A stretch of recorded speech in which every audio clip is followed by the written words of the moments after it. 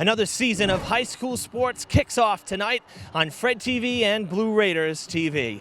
Hello again, everybody. I'm Evan Massoud. Thanks for tuning in to our high school sports coverage as it kicks off tonight with football. Durfee making the trip across the river to Somerset-Berkley Regional to play the Blue Raiders in what's become a tradition on opening day. It's a beautiful night. The players are amped up, and we should be in for a good game. Durfee's going to have their hands full. Somerset comes in the reigning league champs of the South Coast League. They were 7-3 a year ago. Durfee just 2-8. However, they did have that big win on Thanksgiving. The Durfee team this year looking a little different with the youth movement.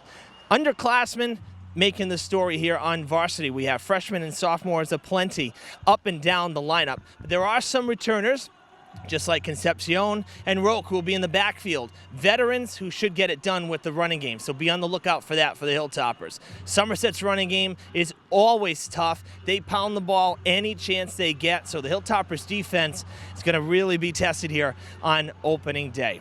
I had a chance to speak with Coach Taylor Brown during the week in preparation for opening night, and he dove into what to expect from the 2018 Hilltoppers. Here's Coach. As far as individuals who make up our team, we do have guys who have not had much experience, or if any at all, and guys who've had 3 years experience. So we have that in between class that we don't have really much participation in, being our junior class. So we have to really pull from the younger guys and have them step up this year. So, we're just going to go about it day by day and teach technique, teach fundamentals, and teach the game to the kids, and hopefully they can grasp it and become better every game throughout the year. The sun is back out. It's about 70 degrees, and kickoff is just around the corner, so don't change that channel. We kick off the high school sports season with football next on Fred TV. Okay, folks, we made our way up top to the top of the press box here for the call of the game. It's really just a great night for football. About 65 degrees. Sun is dipping. We have the captains at midfield ready for the coin toss for the Hilltoppers. 4 captains. Number 2, Jan Rosa. Number 3, Lucas Roque. Number 65, Jude Thomas. And number 67, Zachary Cardelli. And for the Somerset-Berkley Blue Raiders, number 8, Benjamin McMahon. Number 32, Michael Gagliardi, and number 66, Sadi Sadi. Hilltoppers led by head coach Taylor Brown once again. And the same can be said for the Blue Raiders, led by their head coach, Nick Freitas.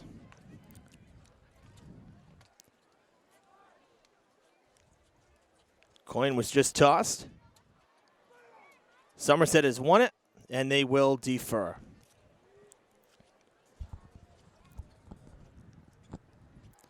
So again, opening night football here. We were here 2 years ago, so last year Durfee hosted opening night, and now Somerset getting to host again. Hilltoppers are going to kick off from right to left in this great campus here across the way at Somerset, and kind of going to give you a glimpse into the future, really, with the school in the background.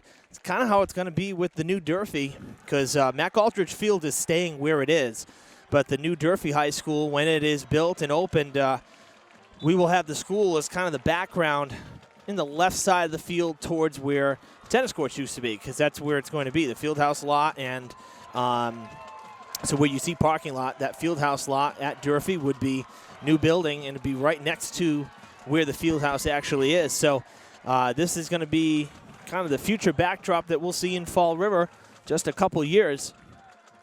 And this is really great spot. Somerset did a nice job with their high school. We've been inside for a couple games for basketball when Durfee's come over here. And again, we were here 2 years ago for football opening night. So great to be back, and just take a moment to thank Joe Francis, the athletic director from Somerset, for once again giving us a great spot to film from, and always amiable and great to work with. So we do appreciate that. We're going to pause for the national anthem, and we'll be back with kickoff.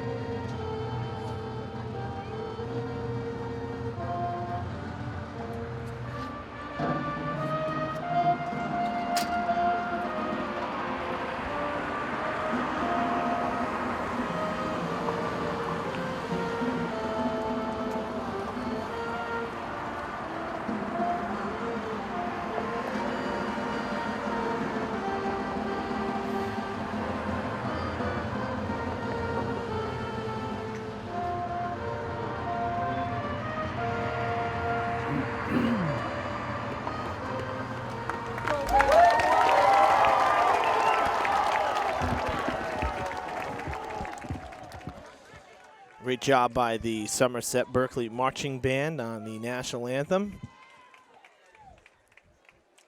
Teams will huddle up one last time here before hitting the field. This rivalry has become really good. I mean, it's always been good, but you know, it's never going to be Durfee-New Bedford as a rivalry. But I mean, Somerset. I venture to say that the Durfee-Somerset rivalry is bigger than the Brockton-Durfee rivalry, just because of the proximity of each school. I mean, granted, this is a non-league game, so it won't have any effect on the conferences. Durfee in the Big Three, Division II, and for Somerset, Division 5, the South Coast League, again, reigning champs of that league. So two totally different conferences and divisions.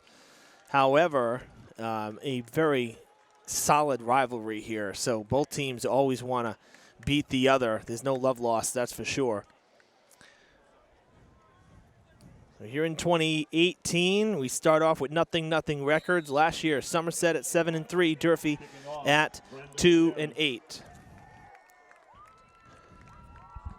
Brendan Medeiros will kick off for Somerset from the 40, left to right. That's a good kickoff in the air the whole time, and it drops. Picked up and taken to about the 20. Tackled by a host of Somerset-Berkley. Looked like Eli Concepcion, number 28. First down, Durfee. 1st and 10 at their 20. The Hilltoppers get it back to their 20-yard line. That's where they will start on offense. I mean, again, you know, we mentioned in the open kind of the youth movement here. There are a bevy of freshmen and sophomores on this team. They outnumber the upperclassmen. So a young team is going to be some growing pains, as there always is at the start of a season. But I would say with this season, you could probably almost expect that just because of how young this team is. Trying to roll out and stopped for negative yardage. And that is Concepcion. Could not make the cut in. Nice job by Robert Shaker on the tackle. Michael Gagliardi in there as well. 2nd and 11.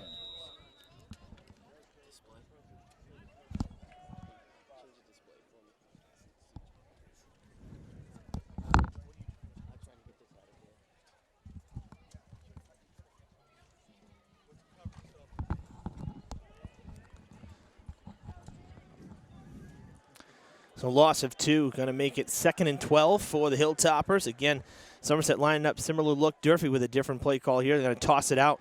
Ditt gets it to Lucas Roque, and Roque is stopped. Tackle by number 88. Looks like he gained 1 yard on that carry, so he got one back, but still going to be a tough play here. 3rd and 11. Alvin Ditt, number 1, he is the QB. A senior.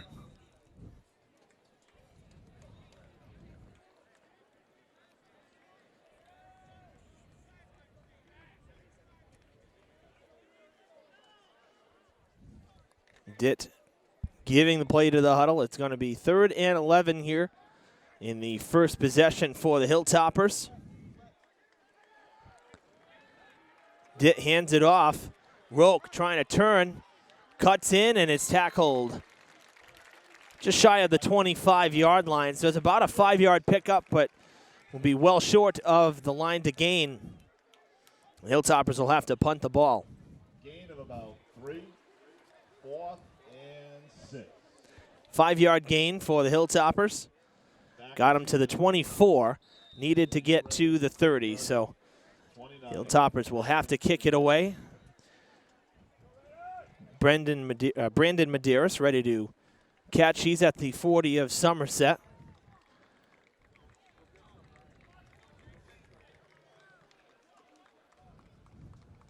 Good snap. And a good punt. And it's going to bounce and roll, and Jan Rosa will deaden the ball at the 41, 42-yard line. There's a good punt there from Jason Hall, a freshman, using the legs here. Opening drive to the Somerset-Berkley Raiders. Raiders are going to have great field position inside their 40-yard line. just about at midfield.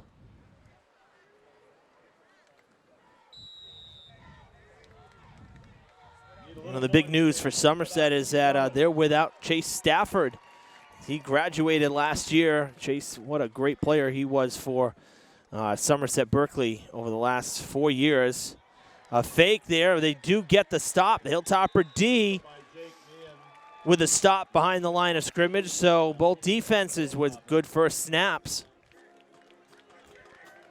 And you know, the Hilltoppers defense is what won them the Thanksgiving Day game.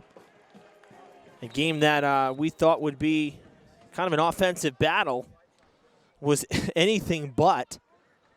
And that Durfee defense is really what made the difference. We'll see how the defense is this year. That was a good stop on first down.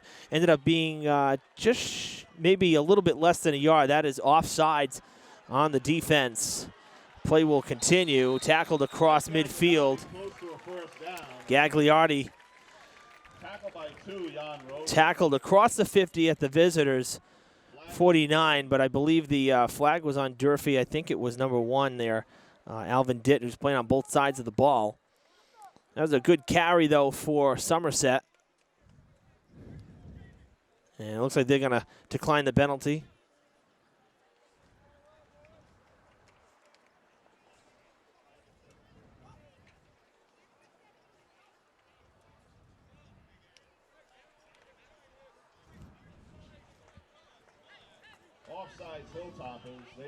Somerset-Berkley declines the penalty. And Somerset did decline the penalty. And it's going to be 3rd and 2. At the, just across the 50, we'll say the 49.5 of Durfee. 3rd and 2, everybody in motion. They hand it off to Medeiros. Flags down, play is halted, and it should be a false start on the offense. See some of the Hilltoppers clapping. Indeed it is, so that'll back up the Blue Raiders 5 yards.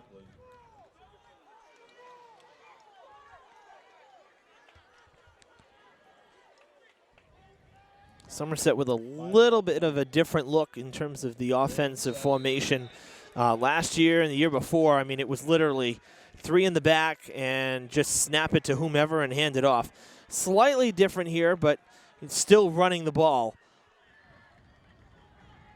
They love to run the ball here in Somerset. 3rd and 7. That is Gagliardi.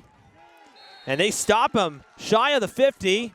In Somerset territory. It's a 3-yard gain, 4 yards shy of the first. Hilltopper defense with a good stop there on 3rd down. Somerset does not look like they're going to kick it.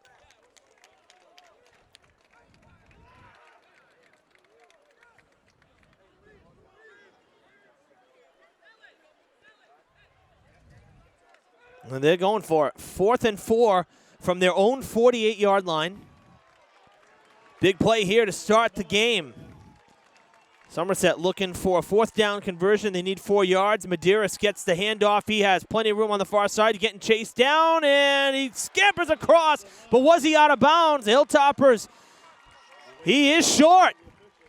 Durfee makes a stop. They forced Medeiros to the outside, and he couldn't cut back in. He's 1.5 yards short. A huge stop for the Hilltoppers. And really what told the story was that entire Durfee sideline is jumping for joy like they just won the Super Bowl. But that is a big stop here on Somerset's home turf. So Durfee takes over at the 49.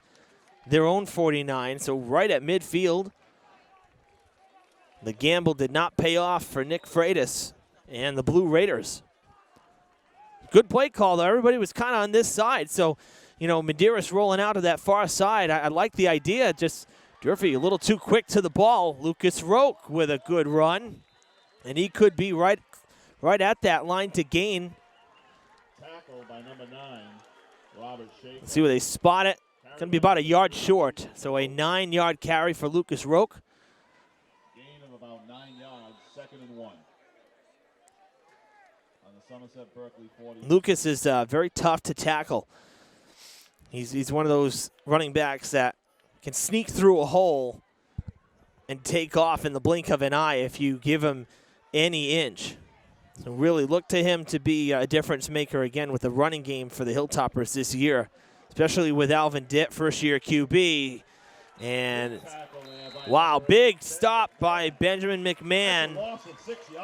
A 6-yard loss, stopped in the backfield. Hilltoppers retreat. Ends up actually being 4 yards. Forward progress, so 4-yard loss, 3rd and 5.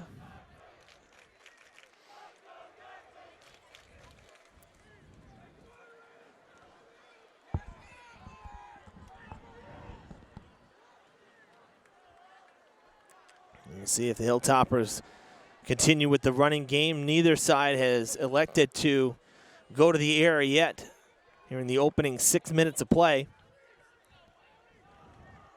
Handed off to Roque, and Roque collapses across the 45. He's going to be short by maybe 2 yards. Number 54 on the play. Ball at the 44. They needed to get to the 41. It's a 3-yard differential there. And a bunch of Hilltoppers swapping out. It appears that Durfee will be punting the ball. We'll see what they do. Already punted once. And indeed, they're going to punt the ball. Medeiros heading back to catch it. No. Instead, it looks like, is that McMahon? McMahon going back to catch the punt. High snap, but another good punt there. That's going to drop and roll across the 10, down to the 8. What a great kick there from Hall. The freshman with 2 good punts, burying the Blue Raiders back deep inside the 10.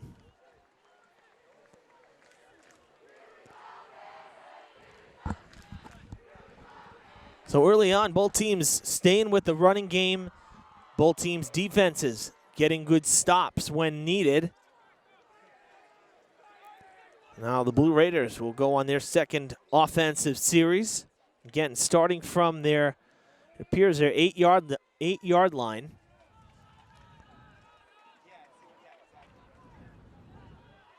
First and 10.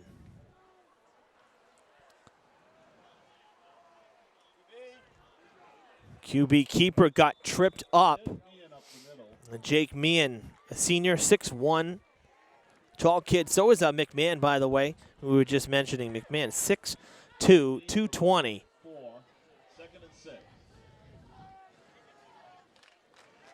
4-yard carry for the Blue Raiders QB. 2nd and 6.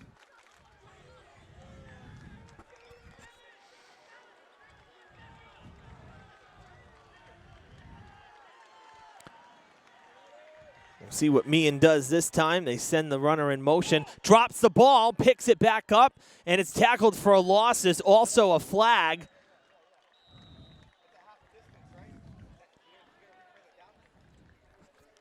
We'll see what the flag is on the play. It was in the backfield. I believe it's on Somerset because the official is over at Durfee's side explaining the call. Probably trying to see what Coach Brown wants to do.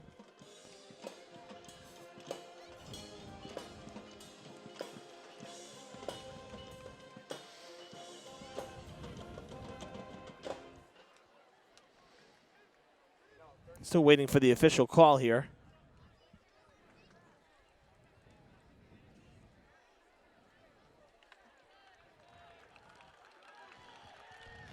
Hit below the knees there, so an illegal block. It's going to be half the distance, I believe. So down inside the 5. Second down.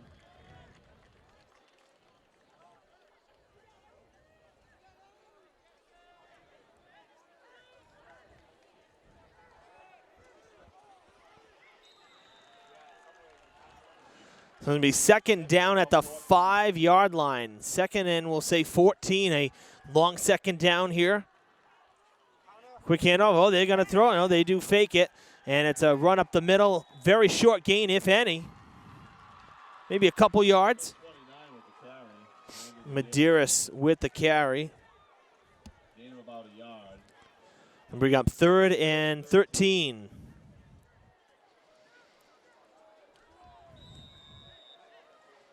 was a good fake by Meehan because he certainly sold it to me. I thought they were going to go to the air for the first time. But no dice. They stay on the ground. Timeout. Somerset with a quick timeout as Meehan left the huddle.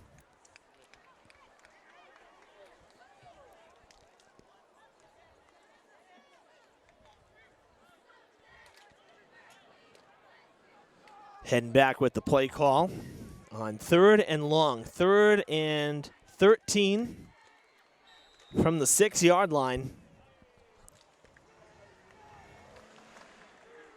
Seeing a little bit of separation here. Getting some wide receivers, maybe going to have someone run a route. It looks like that's McMahon. Definitely overmatched in terms of height. Meehan looking this direction. Going to throw on the run. Tackled and taken down just inside the 10-yard line for the stop on 3rd down. Hilltoppers' defense was more than ready for that pass, which was complete, by the way, to Medeiros, but 2 guys on him the minute he tucked that ball. So 4th and 8.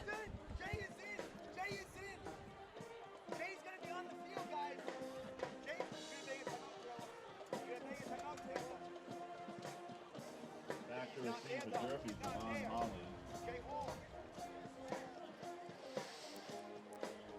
Blue Raiders going to punt, it appears, for the first time. Long snap from the edge of the end zone. A little hook kick. Going to land at the 40. That's a great kick. Wow. Going to land at the 49. That's almost half the field in the air. That's a great punt for the Blue Raiders. Minute 36 to go in the first quarter.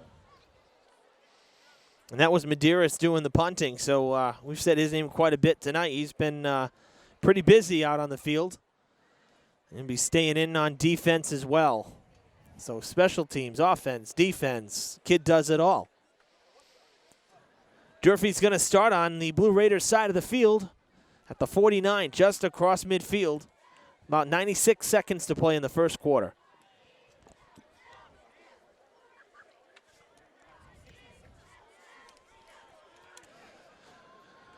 Both teams have possessed the ball twice, and both defenses looking good early. Really impressed by Durfee's defense here in the first quarter. It'd be a big boost if the offense can convert a first down here. Oh, Rokas just stood up by McMahon right at the line of scrimmage. Big crack, no yards, gain. We'll bring up 2nd and 10. And the clock will continue to roll here in the first quarter.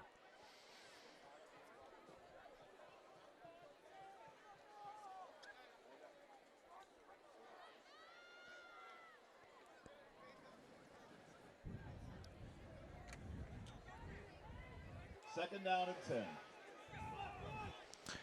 Sending out Jan Rosa to the far side.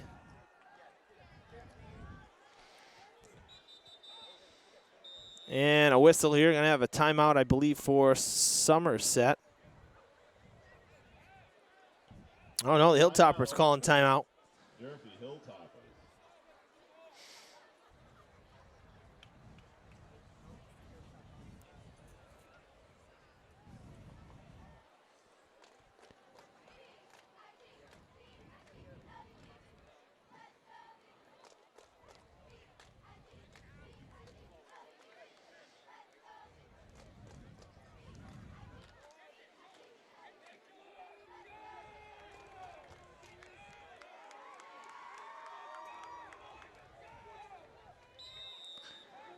Here we go, lined up 2nd and 10 after no gain on first down. Another handoff, and they fake it. Ditt trying to find some room, gets pushed outside. Still on his feet, tackled down. Made it to the 47, maybe the 46, no, about the 47. So just a 2-yard gain there once he was able to get across the line. And that'll bring up 3rd and 8. Another long 3rd down.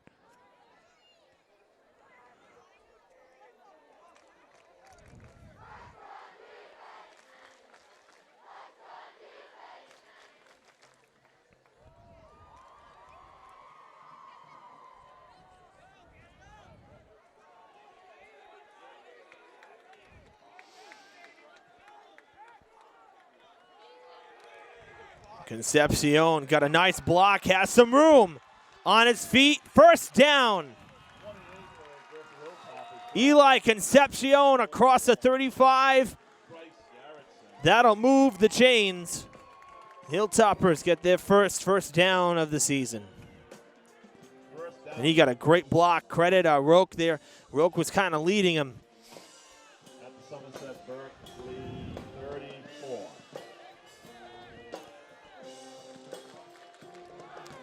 That brings us to the end of the first quarter here at Somerset-Berkley Regional. No score on opening night. The Hilltoppers just picked up their first down on their third offensive series and are down just shy of the 30. Trying to move down the field here and grab an early lead. I'm going to switch sides and march the other way.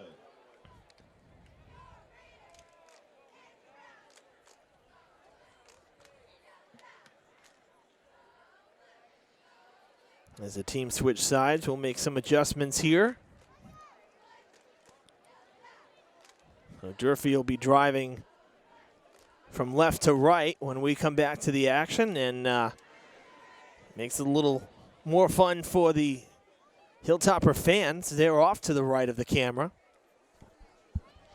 That's the visitors' spot, the cheering spot. So, and there's actually, I mean, there's a big crowd here tonight. We're pretty much almost sold out. These stands are jam-packed between Durfee and Somerset fans, which is always great to see.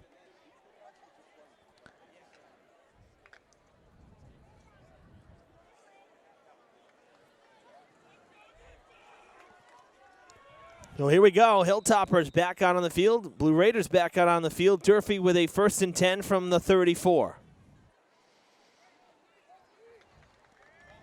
Into Concepcion again. Kind of plows up the middle there. Good for about 3 yards. Durfee with a gain of about 2. Bring up 2nd and 7 from the 31, just inside the 31. 66. Side side. So a 3-yard pickup, and the Hilltoppers facing 2nd and 7.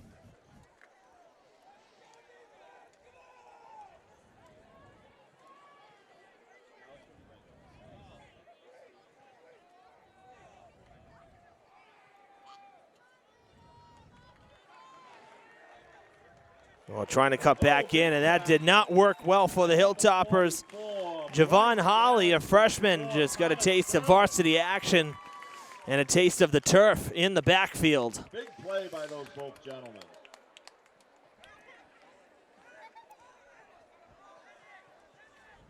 Loss of about 5, 3rd and 12. Backs Durfee up to the 35. They were at the 31, so they lost 4. Bring 3rd and 12. I like the idea. They sent Holly in motion from the far side, maybe trying to take some of the pressure off of Roque and Concepcion and fool the defense, but there was no fooling as now he's in motion the other way. Dick gonna throw it, plug in the middle in triple coverage, and amazingly they almost connected there for the catch.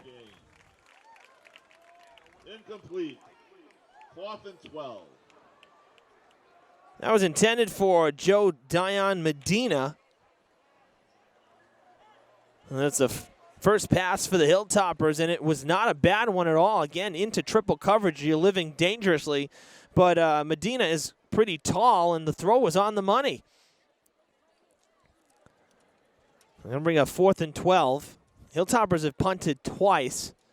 And it looks like they will do it again as we see Jason Hall taking a step back, ready for the long snap. Kind of an interesting formation, though, with 2 wide receivers left and right side. They do get the punt off, though. Another good one as it's going to drop, and they got to deaden it before the end zone. They keep it in play. What a dive on the backside there to deaden the ball inside the 5-yard line. Special teams looking good early on for the Hilltoppers. That's a hustle play right there to keep that ball out of the end zone and bury the Blue Raiders back deep in their own territory.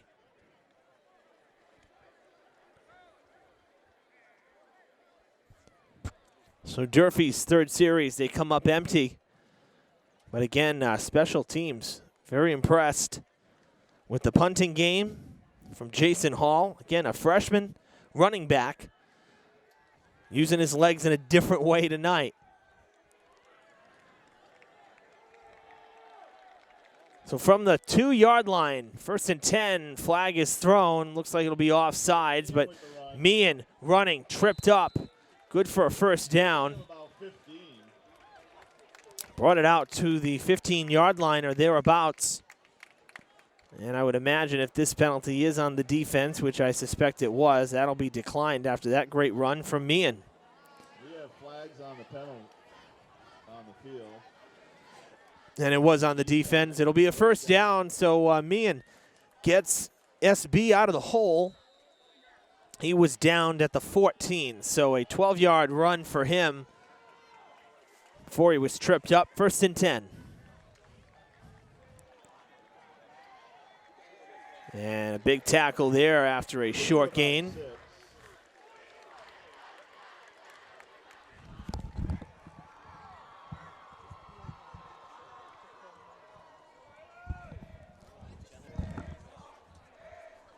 Second and 6.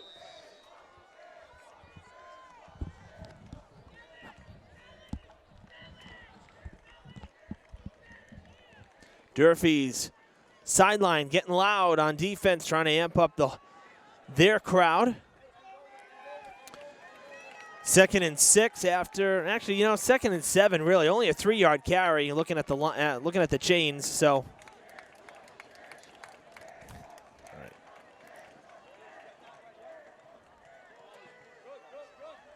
Looks like the QB faked it and took it himself. However, not far on the carry, maybe just a yard, maybe a yard and a half. No, just the one. So it's going to bring up 3rd and a long 5. 3rd down and 5. 3rd and a long 5 for Somerset.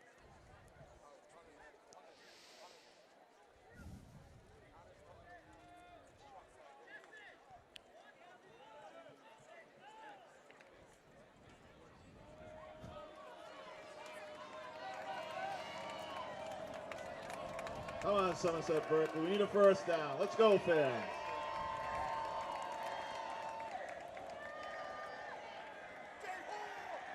And they're going to tackle him for a loss of 4 in the backfield. Hilltoppers with another big stop on defense.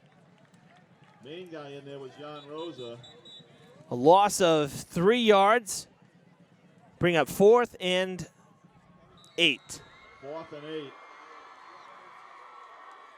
And it looks like Medeiros is going to punt.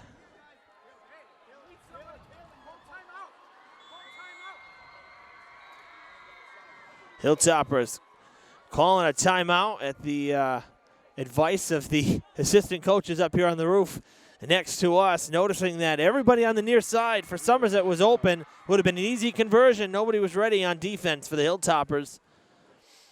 So calling timeout. It's a full team timeout as they huddle up. 6:51 to play in the first half. Nothing still.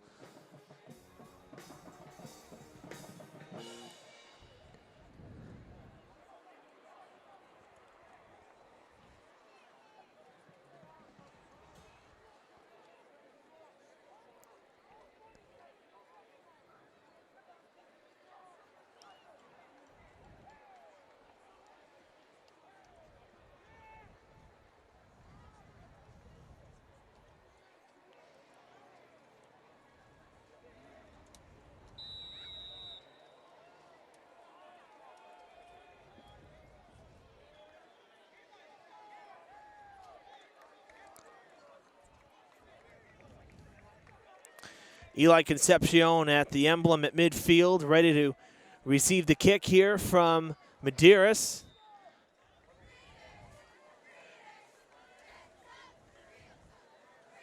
Ooh, bit of a high snap.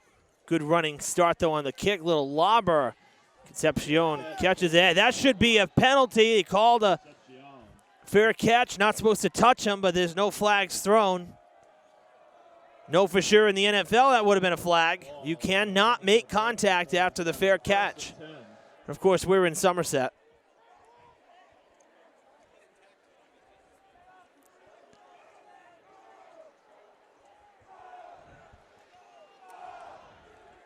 And the Hilltopper fans letting the officials hear it, as that might have been just a little bit of a home call.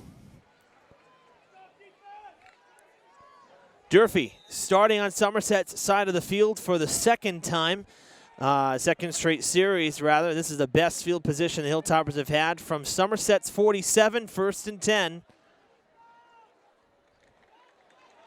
Handoff to Concepcion, who got tripped up. But it was a good carry nonetheless, about 6 yards. So 2nd and 4 next. Was tackled at the 41.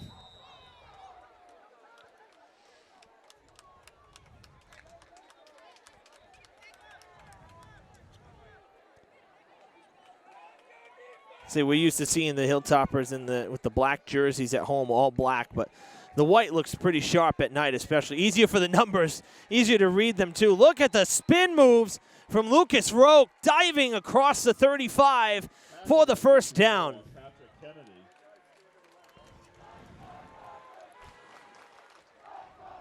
First down, Durfee Hilltoppers. Somerset-Berkley 32. 1st and 10. Roque made it all the way to the 32-yard line on that dash. It was nearly a 10-yard pickup. And a fresh set of downs for the Hilltoppers. 1st and 10 from the Somerset 32. Ditt calling audibles. Oh, that's a false start. Flag on the play. It was almost simultaneous, but the Hilltoppers jumped it at the line just a split second before the defense.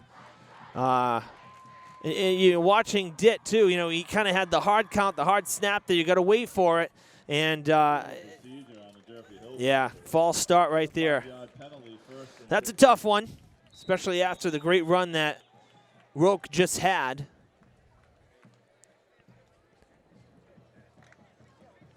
They have to make up 5 yards. 1st and 15. Backed up to the 37. Tossing it out to Concepcion. Has a bit of a hole. Oh, he is stood up by the defense. Thought he had some room, but then all of a sudden, nowhere to go. Looked like Joseph Frank was in on that tackle. Somerset-Berkley Raiders. 2nd and 13. As well as Bryce Garrettson.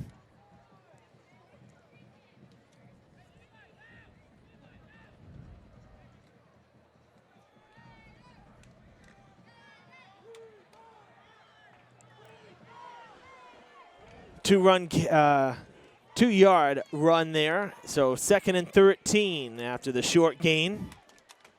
Send the man in motion. Roque up the middle. Stood up, diving across the 25. What a dash for him as well. Robert Shaker on the tackle. Hilltoppers will have 3rd and short. Somerset-Berkley 25. They sent Concepcion on the run there. Kind of doing an end around Lucas Roque as if they were going to toss it out to him at full speed ahead, and then Roque just took it right up the gut for a big carry once again. That was about 10 yards, so just a 3-yard need for a first down. Roque trying to cut in, able to cut in. Oh, the ball is loose. Somerset has it. Unbelievable. Roque had the room too. He had the first, and it was punched out. The ball went flying about 7 yards, and it was recovered by, it appeared, number 21, Matthew Hinvez.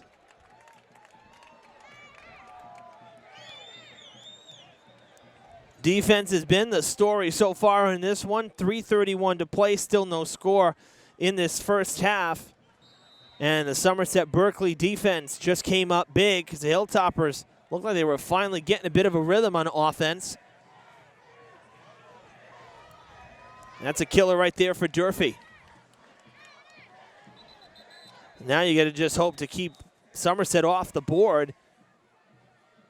And a timeout is called by Coach Freitas.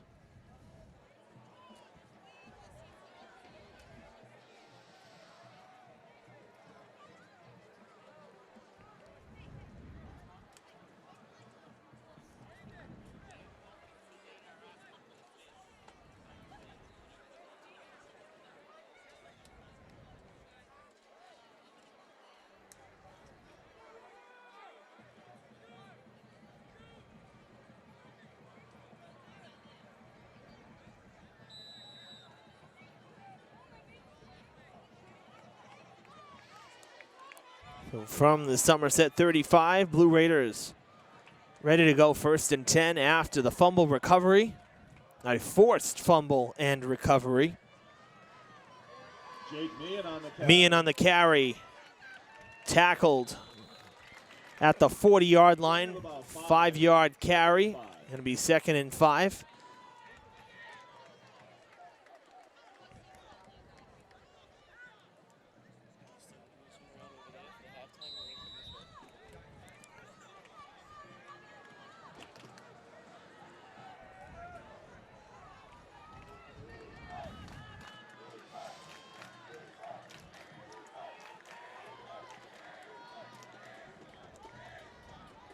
Second and 5, and they hand it off to McMahon. Ben McMahon with the carry. Who's going to be 3 yards short of the first, a 2-yard carry there. Have 3rd and 3, needing to get to the 45 for a first down. We roll up on 2.5 minutes to play in this first half, a scoreless first half. And a timeout, full team timeout called by the Hilltoppers. And going to be stopped at 2:23, and I say a scoreless first half. Hilltoppers would like to keep it that way, again, after the forced fumble of Roque, who had the first down. That's what's such a killer about it, because he really had to fight to make that turn in for those 3 yards, and then he lost it as the ball was punched out. And there was just nobody home except for the lone Blue Raider, who was charging that direction already, so he already had the speed in his favor. It's good, clean recovery as he dove on the ball.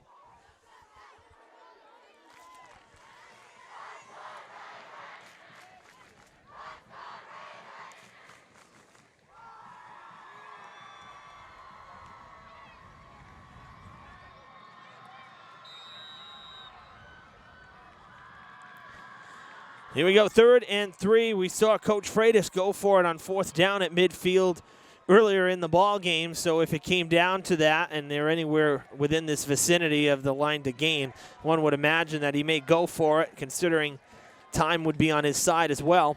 Right, so 3rd and 3, though. We got to play this one first. 3rd and 3.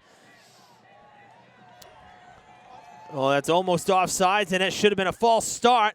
He's going to be stopped short of the line to gain, but certainly looked like there was movement at the line of scrimmage on the Blue Raiders side. No flags thrown. It's going to be 4th and a yard, so pretty much a given here that Somerset would end up going for it. See Meehan talking to the coaches right now, getting the play call. Under 2 minutes to play in the first half.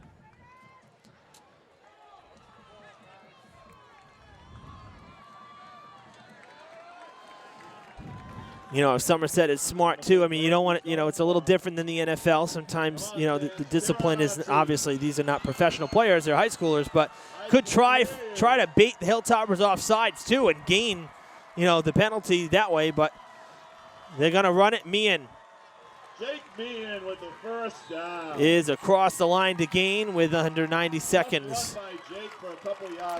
3-yard carry for the first down, and if memory serves right, I believe that's Somerset's first down of the ball game.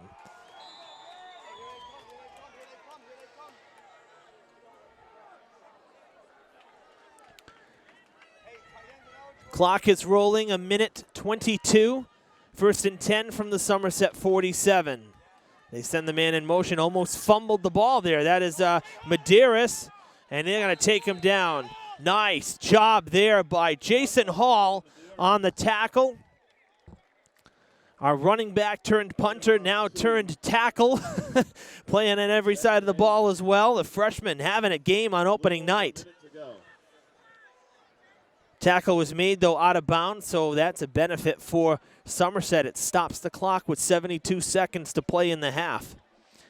Right at midfield here, the 49 of Somerset. 2nd and 8 coming up. A lot of room on that far side if they decide to throw it. Just a one-on-one battle. Oh, almost dribbled there from me, and he gets away. Now going to throw on the run, and he's wide open for the connection. What did I just say? Nobody on that far side, and the completed catch across the 40 for the Hilltoppers. Somerset-Berkley Blue Raiders. Big play. First completion for either side. No huddle for Somerset. 45 seconds to play. Hilltoppers got to be ready for the sneak pass. Again, now this side, near side. Nobody on this side of the field, just a one-on-one battle. Going to hand it off, it appears. No, Meehan going to keep it, and he plugs the gap only for about a yard or two. We're going to have a timeout to stop the clock. We're going to have a timeout. 30 seconds. 30 seconds to play in the first half, and a timeout here. Full team timeout for the Blue Raiders. Balls on the Durfee Hilltop at 38. There was a gain of 1 to bring up 2nd and 9 from Durfee's 38-yard line out of the timeout here. Crowd's starting to get into it a little bit more here in this the latter part of the first half. That catch really got them going because everything's been on the ground really so far, with the exception of the one incompletion for Somerset and the one incompletion for the Hilltoppers.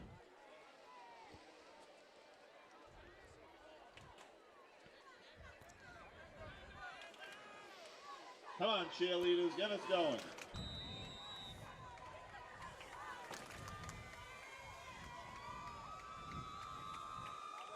Hilltoppers on the field, ready to go. Somerset using every second of the timeout. That was a long time, long timeout, I'll tell you. Our offense. Let's go louder.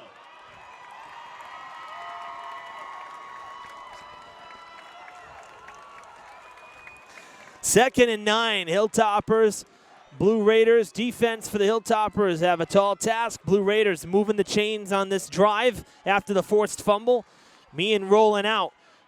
Has some room as he makes the corner. Pushed out of bounds into the players on the sidelines, stopping the clock at 22 seconds.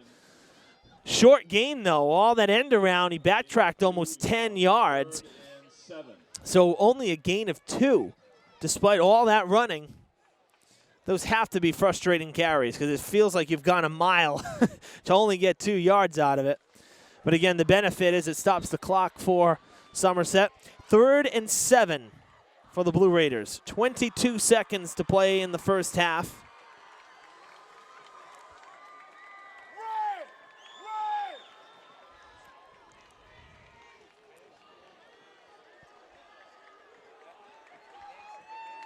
Everybody's set. Here we go, 3rd and 8. They hand it off, fake the end around. That's to McMahon, and he is stopped dead in his tracks.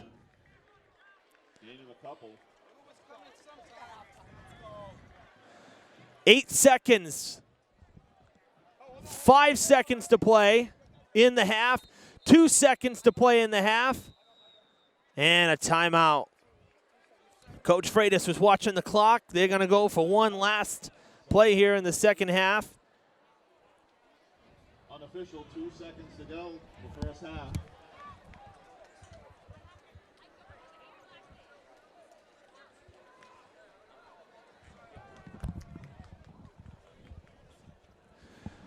And Coach Freitas was watching the clock and ready to call timeout, and that's why no one was rushing. He had a plan, and that was to give the offense now one last play here to try to score before the half. But I can tell you right now, regardless of what happens in these 2 seconds, to say that we've been scoreless for basically 2 quarters of play here, If anybody would have told me that earlier today, I would have not believed them.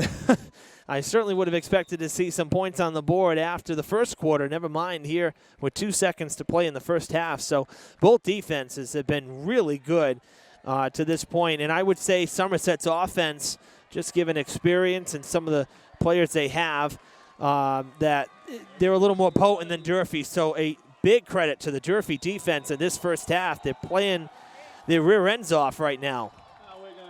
And now a timeout by the Hilltoppers. Wanted to see what Somerset would come out with.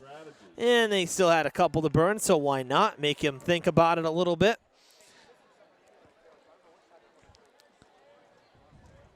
Really been a good first half, though, overall. Good football. Good hard-nosed football. I mean, I like defensive games. It's fun to score points, but the Thanksgiving game last year, our season finale, back at home, the win for Durfee against New Bedford, that was one of the most exciting games just because it's a nail-biter. You know, blowouts are always fun when you're on one side of them, but, I mean, even then, you know, you go up 28-0 after the first half.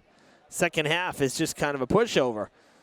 A defensive battle that's neck and neck, I mean, that's what you got to like. It keeps you interested. Every play matters so much more. Kind of like a pitcher's duel in baseball. I mean, sure, everybody wants to see home runs and a bunch of hits and stuff, but I'll tell you, I'd take a 1-0 game that lasts only 2 hours and 20 minutes any day of the week. Here we go, 4th down and 6. Last play of the first half. Somerset-Berkley spreading out the receivers, going to test Durfee's secondary, it appears, for the first time tonight. Meehan rolling out, going to airmail it. This is going to be well short and picked off by the Hilltoppers. Going to get up. Alvin Ditt intercepted it and fell on it. Probably should have picked it up and run with it. Instead, he just dropped the ball. It was a live ball, so maybe a mental break. Nonetheless, Hilltoppers return the favor with their own turnover forced. So they turned the ball over once. Somerset turned the ball over once in the half.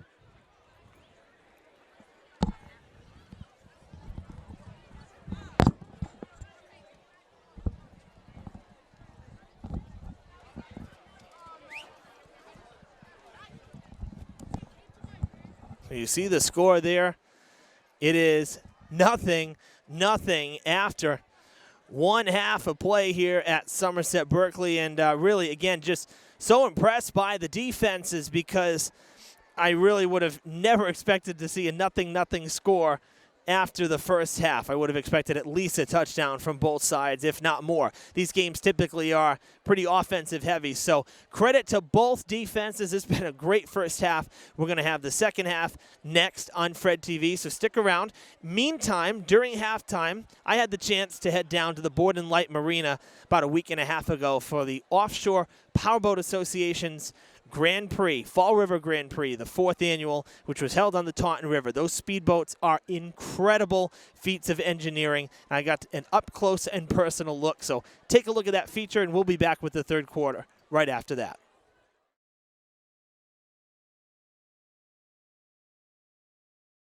Gentlemen, start your engines. The Board and Light Marina was the site of the 4th annual Fall River Grand Prix as the Offshore Powerboat Association roared up the Taunton River for competition. Spectators had a chance to hear and feel the power these boats can make.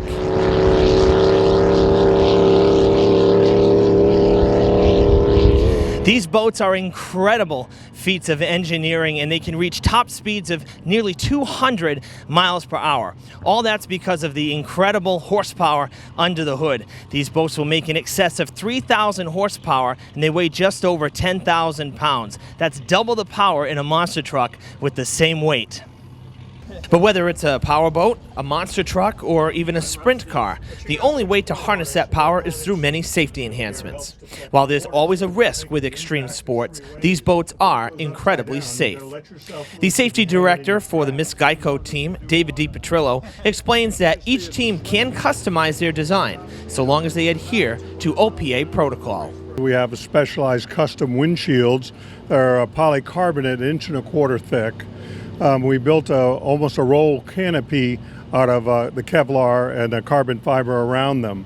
And what that allows us to do is allows us to protect them while they're in the canopy in the event that we have a rollover crash or some other more dramatic blowover where the exterior part of the boat will actually come apart, but they'll still be safe within the canopy. All this and more allows the drivers to compete at the highest possible level, pushing the limits of their machines with every race. The footage you're seeing is courtesy of the Miss Geico race team. Their throttleman, Steve Curtis, says the adrenaline rush of powerboat racing is like nothing else in the world. Well, there's not many sports where you can have 4,000 horsepower pushing you along the water over 200 miles an hour. So, you know, to get that rush, you know, is a great sensation. And, you know, nowadays Miss Geico team's, you know, the biggest team in the world, and to be associated with the Miss Geico team and racing that boat is a fantastic experience. Steve has had a very successful career spanning over 30 years. In fact, he was the youngest ever Class 1 world champion at just 21 years old. OPA holds races all over the East Coast, with a few central U.S. competitions mixed in, such as in Michigan and Missouri. But Steve says he really likes this Fall River course. A big reason why is that the Taunton River is relatively calm.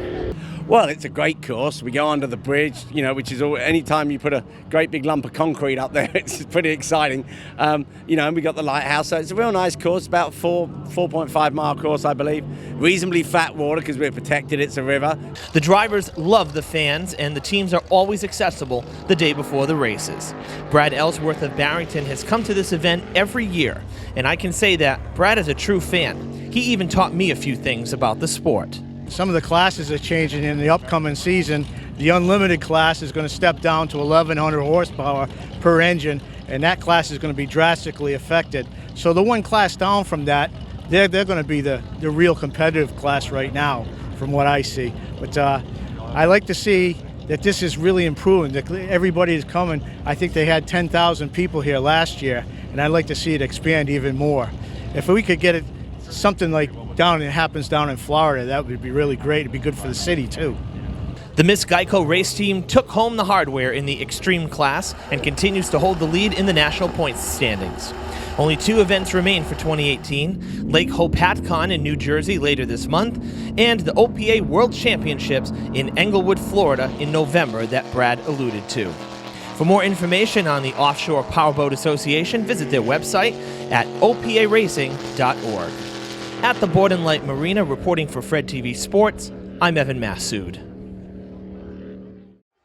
Okay, folks, we're back here at Somerset-Berkley Regional for opening night football. Evan Massoud with you on Fred TV and Blue Raiders TV. Hope you enjoyed the speedboats pack there from Borden Light Marina. Really, just a lot of fun. And again, big shout out to and thank you to Michael Lund from the Borden Light Marina, as well as the crew from the Miss Geico race team. They were just fantastic. You know, it truly meant what I said when I say the drivers, the teams, they are accessible. They love the fans. I mean, think about it. They're all weekend sitting around waiting for a couple races. They have nothing else to do. So it was just such a great time. Really excited that we got to go down there again and cover this. And so the 4th annual Grand Prix is in the books.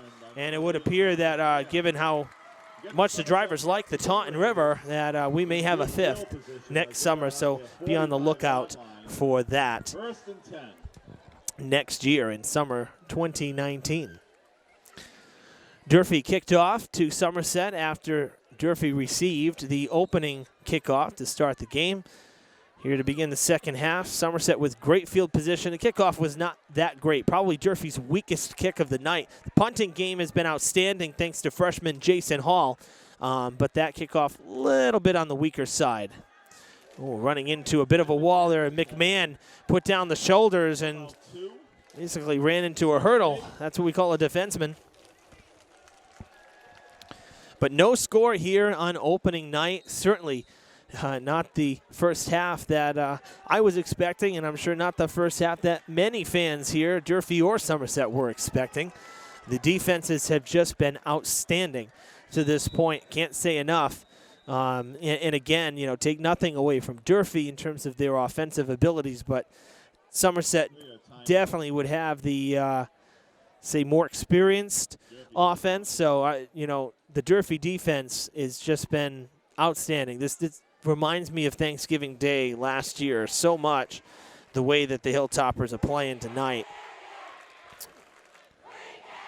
Been quick to the ball and been making very few mistakes, and that's, you know, a big key when you're playing defense. I mean, granted, too, Somerset's not necessarily throwing anything at the Hilltoppers that's too tricky. I mean, for the most part, it's the same formation every time, but when you have 3 or 4 guys back there who can handle the ball, I mean, it's kind of a guessing game. You got to figure out who's getting it.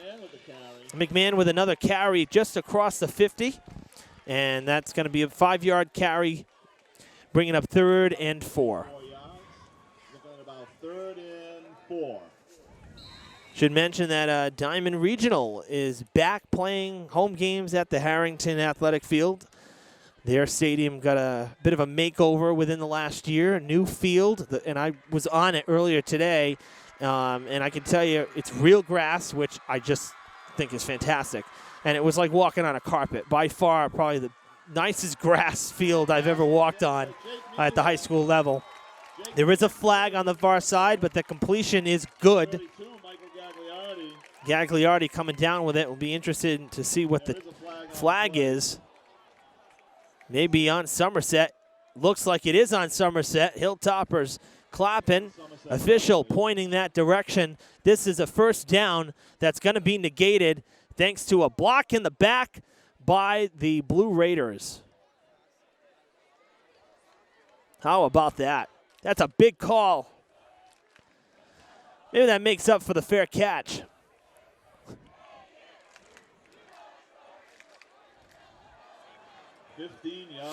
That's a personal foul and a huge penalty against the Blue Raiders. Takes away a first down. So it's going to be third and 19 instead of what really should be a first down and 10 from the 44. Now look for Somerset to pass here for sure. Meehan rolling backwards, had some pressure, rolling to the sidelines, running out of room, going to throw on the run. It's picked off! Jaden Lewis walked right into it, picks it off at the 47. Second interception of the night for the Hilltoppers. This one, huge. You hear our coaching staff to the right of us again voicing their excitement. The underclassmen getting it done for the Hilltoppers here, and many of them their first varsity game in high school or their first high school game in general. Jaden Lewis, a freshman, with the pick. You gotta love it.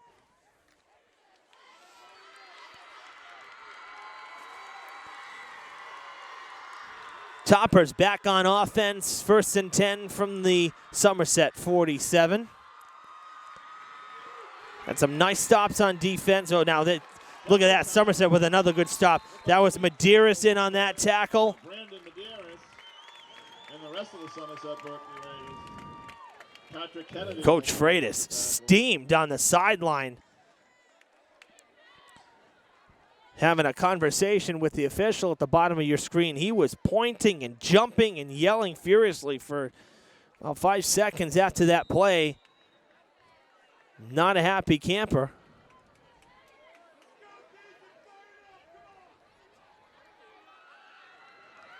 It's a loss of 4 yards for the Hilltoppers. 2nd and 14.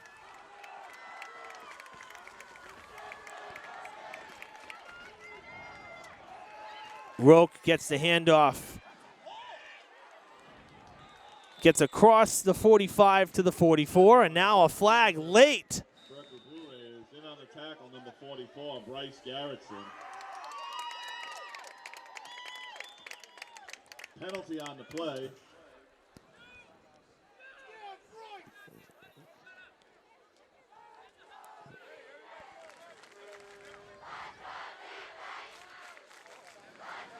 Personal foul. Personal foul on the Blue Raiders. Thought it was on the Hilltoppers, to be honest with you. 15-yard penalty. Another 15-yard penalty and an automatic first down for the Hilltoppers.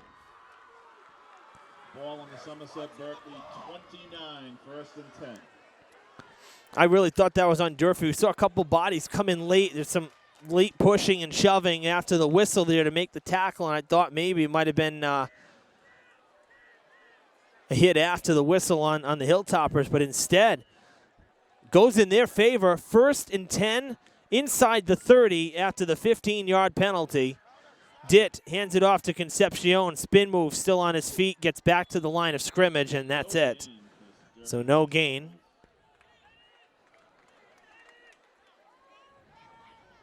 Number 42, Joseph Frank on the tackle.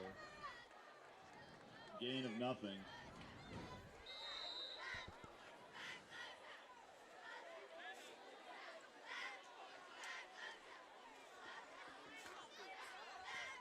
So 2nd and 10.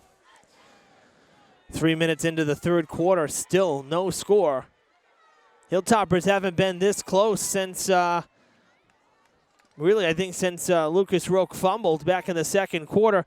Has a seam, has some room, still on his feet, down inside the 20 towards the 15 for a 1st down.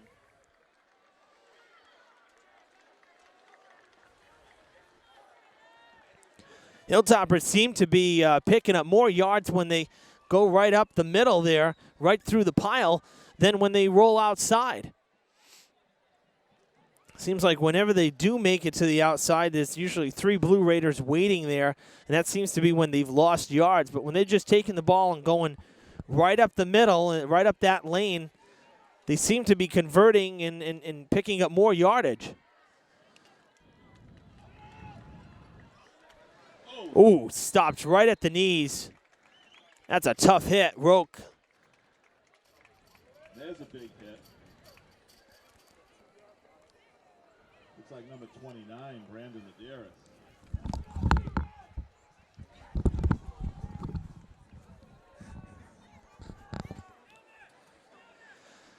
So it appears a 1-yard gain there on that run before Roque was knocked down. So 2nd and 9 from the 25. 2nd and 9 from, from the 15 rather.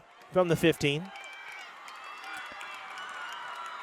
Hilltoppers in the red zone.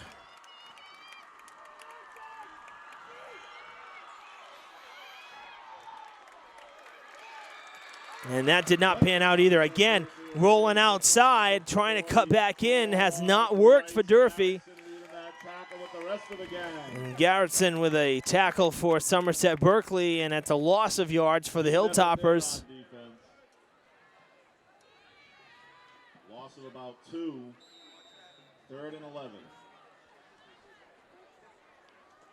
So 3rd and 11, Durfee still in the red zone. Actually, if memory serves right, first trip to the red zone for either side, and it's coming here in the 3rd quarter. This is a big one here. I mean, I would venture to say this is 4-down territory at this point in the game, and given that you're in the red zone, not going to punt. Well, who knows? Coach Brown may elect to try a field goal. Stranger things have happened. Roque going to cut in, has a little bit of room, still on his feet as he gets tackled inside the 15, probably about a 5 or 6 yard carry. Shaker with the tackle.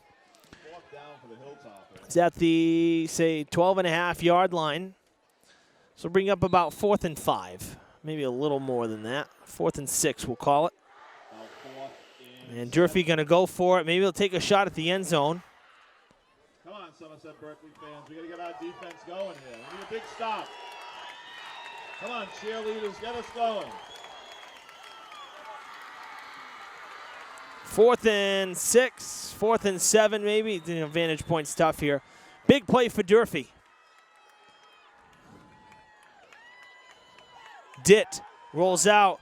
He's going to get rid of the ball. Going to the end zone, and there was definitely contact and interference there, but no call. One of the Hilltopper receivers basically got shoved to the side. You can't tell me that's not interference. An incomplete pass. Turns the ball over on downs.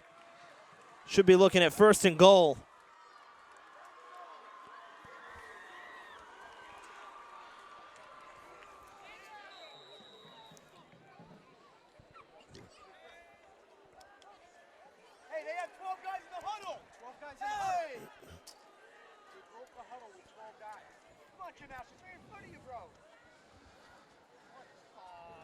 So 1st and 10 for Somerset.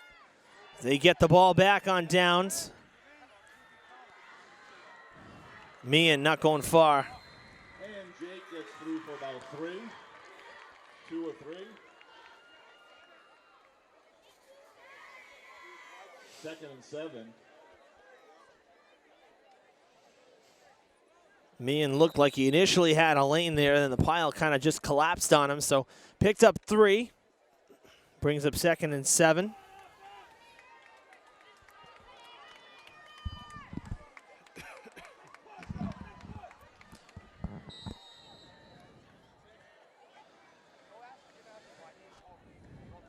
Timeout Somerset.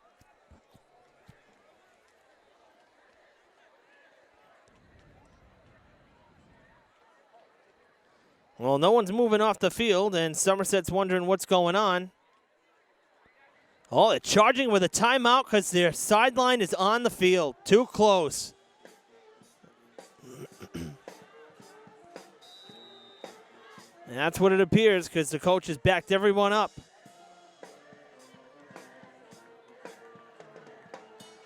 Medeiros in motion, gets the ball, and is stuffed right at the line. Another good stop by Durfee.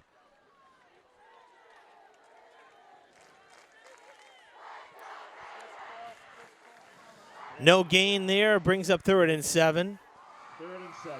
And the clock continuing to roll on what's been a pretty quick 3rd quarter. 3:30 to play in the 3rd. Still no score from Somerset.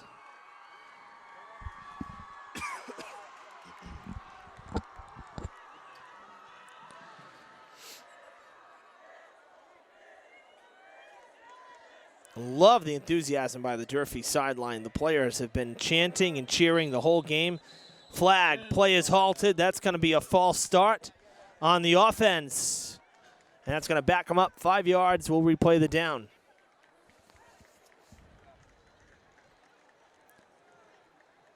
On the Somerset-Berkley Raiders. So what was 3rd and 7 will be 3rd and 12. And perhaps we'll see Meehan go to the air. Passes have been few and far between for both sides, but it seems like on some of these longer 3rd or 4th down conversions, that's when we've seen the most passing.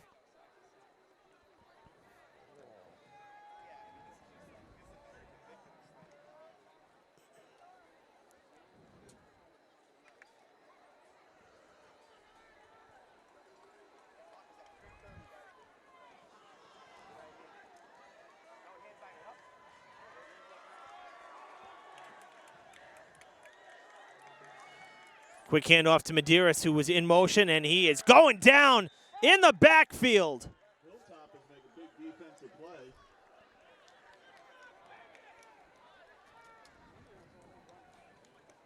Taking down Brandon Medeiros before he could get outside. Medeiros slow to get up, and now a timeout. Looks like he's hurting.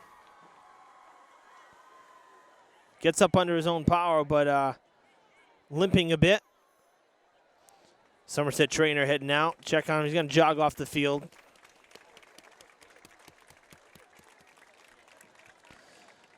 Might have rolled the ankle, because he went down pretty hard on that far sideline. So 4th down and now about 14 after the loss on 3rd down.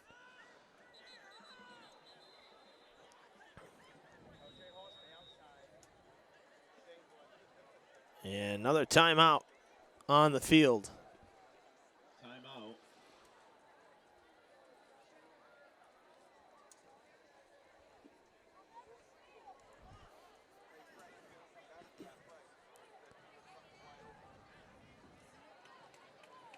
Last time the Hilltoppers had Somerset pinned back deep, and they had to punt.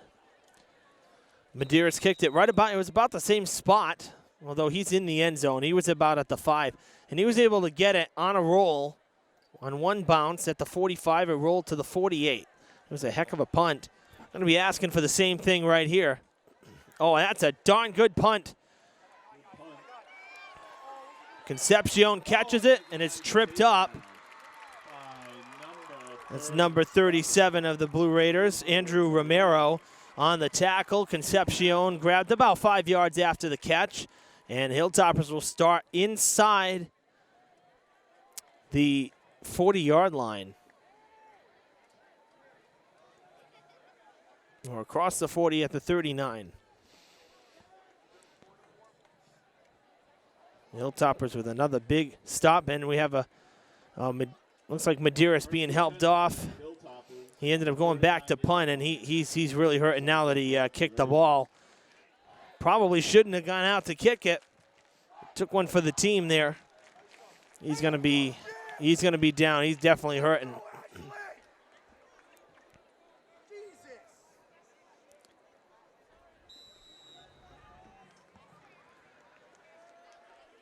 First and 10 for the Hilltoppers from the 39. Get it to Roque. Roque. Oh, he's taken down. Knee hit the ground at the line of scrimmage. Boy, that's a big stop for Sterling because it looked like Roque was going to be able to actually turn the corner that time. He had some room. Loss of about one. Shaking it off a little bit. Kelly Mahoney, the Durfee trainer, escorting Roque off the field. Next man up for the Hilltoppers here on second down. Roque will sit this down out. Concepcion is in there. Roque has had the bulk of the rushing duties. I'd like to see Concepcion break a tackle and get through. He gets the ball, gonna cut in, tries to get by Meehan, tackled down by Meehan, tackled by Gagliardi, as well as Joseph Frank. Short gain on the play as Somerset's defense getting a little stingier. Third and 9 for the Hilltoppers at the 38-yard line.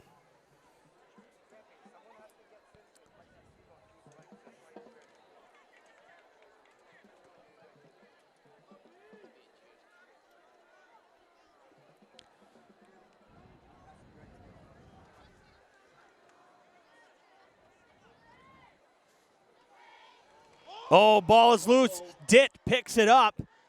Still on his feet, trying to get by his own teammates, and he's tackled backwards for a loss. I guess the Hilltoppers will take it. It's better than a turnover, but it was not pretty at all. And this is going to end the third quarter. 3 quarters in the books at Somerset, and we still have no score. Durfee going to be facing a 4th and 11. When we return to action after the quick timeout in between quarters. Unbelievable. Unbelievable. Who would have ever thunk a scoreless game here at the start of the fourth quarter? Berkeley's next game will be home, and it's against New Bedford Regional Vocational High School, and that is on this Friday, September 14th at 7 p.m. Looking at the road ahead, the Hilltoppers. This is one of 3 consecutive road games for Durfee to start the season. Next week they'll be in Taunton to face the Tigers. Interestingly enough, a team that Durfee's actually had decent success against over the last few years since Taylor Brown took over as the head coach. Durfee's done fairly well against Taunton, including road games, not just at home. So Durfee heading to Taunton next week, and Somerset-Berkley will be here once again, another home game. We got a great football game going here. As they'll host Greater New Bedford Folk. Who wants it more? Diamond will be home again next week against West Bridgewater, and weather permitting, we will have that game. It'll be our first game back again. First game back at Diamond for home action. We did travel with the team. They came to Durfee for a couple games last year. We went to New Bedford Folk. They used the Bears field last year for a game while theirs was being worked on. That's a high snap. Got to get the kick off, and they do. That's a beautiful punt. Good punt by the Hilltoppers. I am so impressed right now. Jason Hall has been outstanding inside the 5-yard line again. 4-yard line. Great punt. And that was a bad snap, too. He had to go back and get it, and he still sent the ball a long way. Well done, well done.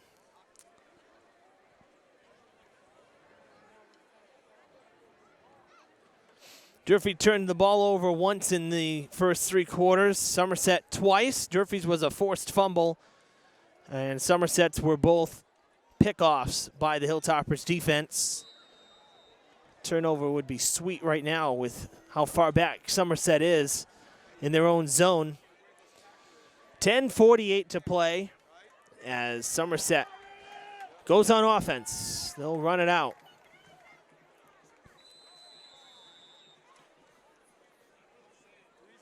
It's like a gain of 3, so we'll call it 2nd and 7. Gain of about 2 for Mike Gagliardi.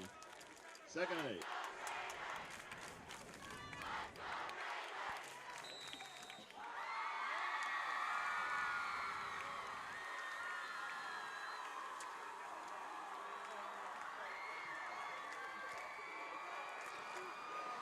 Second and 7 for Somerset. Gagliardi had the last run. This time it's number 7 for Somerset tumbling down to the ground. That's Fernando Solazano Jr. His first carry of the game. And he's in there because Medeiros had left the game.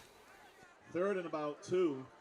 I'm looking for him on the sidelines. I'm not seeing him on the sidelines, but I don't think he is in. I don't see him in the game right now.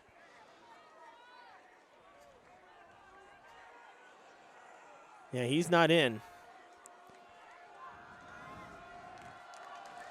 3rd and 2 after a 5-run carry and cutting across for the first down. And there's a first down by Fernando Solorzano. It was Solorzano coming in off the bench, and with 2 good runs, they moved the chains. And we got a Hilltopper who is hurting right now, down on the ground. Injury timeout.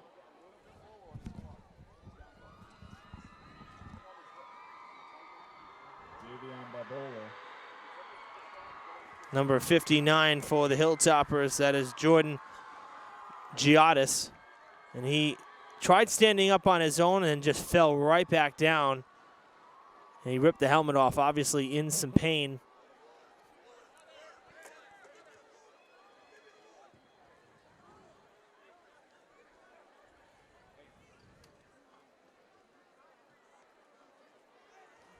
Let's see, Kelly Mahoney, Durfee's trainer, out on the field.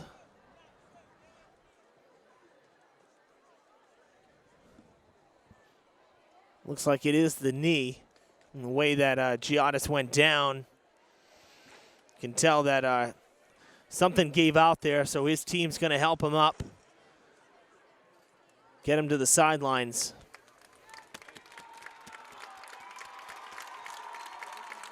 But Giottis, don't want to speculate, but knee injuries are never good, and the way he just went back down there, that may not be good for his season. We'll hope for the best for him.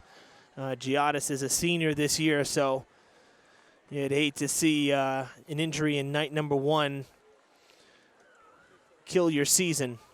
But no walking on that leg right now for Giottis, so here's hoping that it's not as bad as it looks.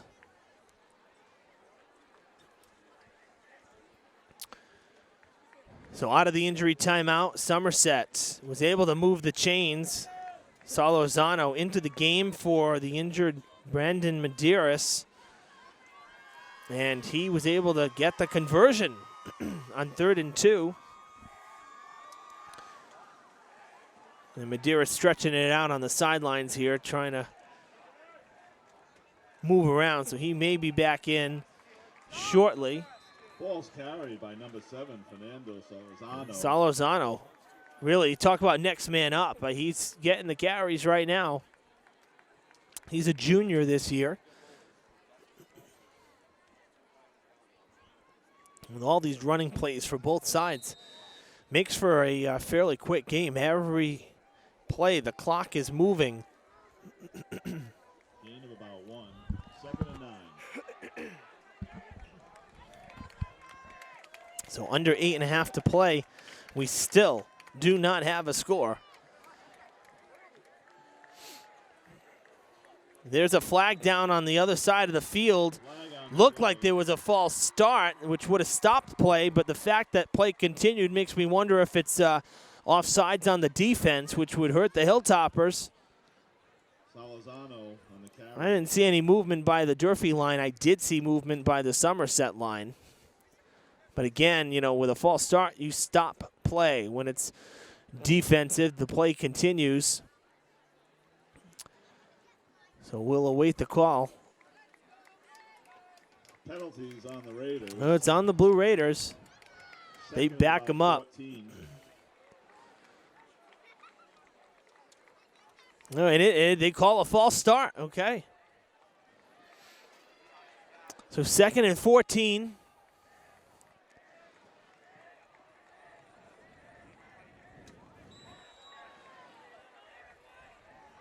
Kind of interesting that play continued. Usually you whistle those dead. I did not hear any whistles.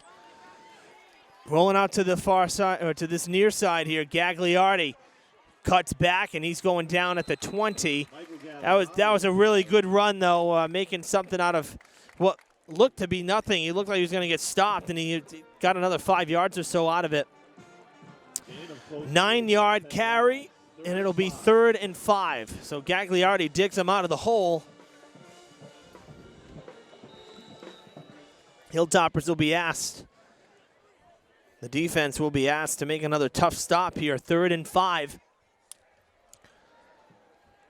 And a stop on this side of the field would be big.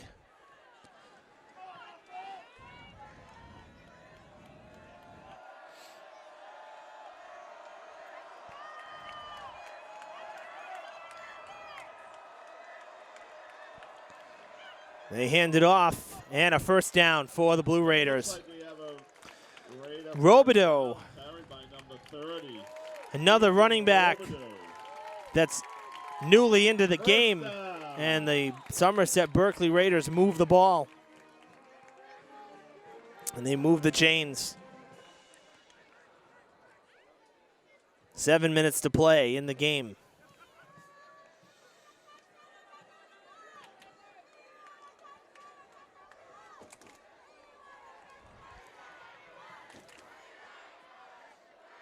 Robideau in motion, gets the handoff again, following Solazano, and he's out of play after about a 3-yard pickup, maybe 2. A couple big defensive plays there for the Durfee Hilltoppers.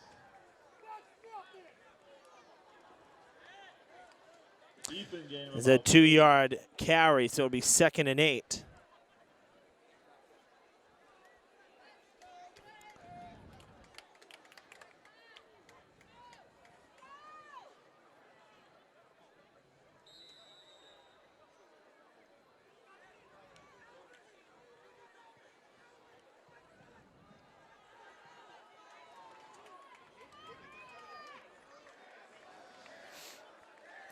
Again, you hear the Durfee, the Durfee bench making some noise.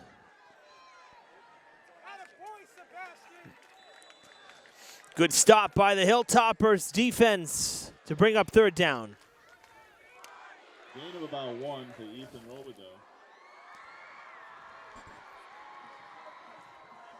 3rd and 7.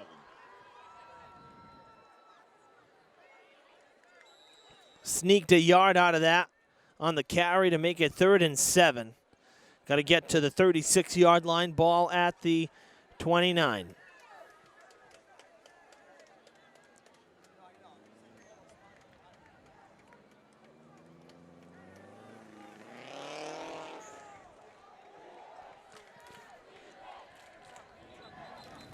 And a timeout. Timeout. Somerset-Berkley. 3rd and 7.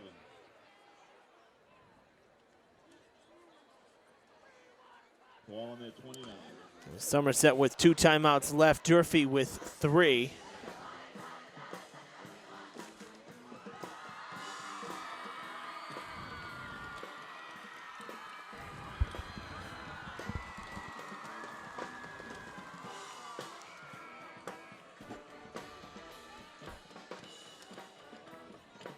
Just to let you know, fans, the Luther Ave gate will be open after the game.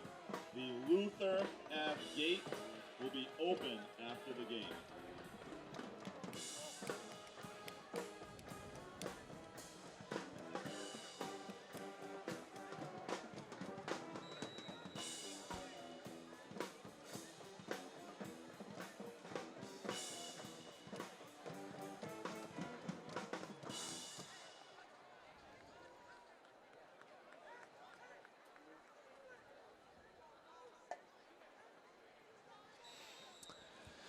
Somerset uses every second of their timeouts. Let me tell you, Hilltoppers once again been on the field, ready to go for about maybe 15 seconds or so, and Somerset not wasting any time that they're allotted.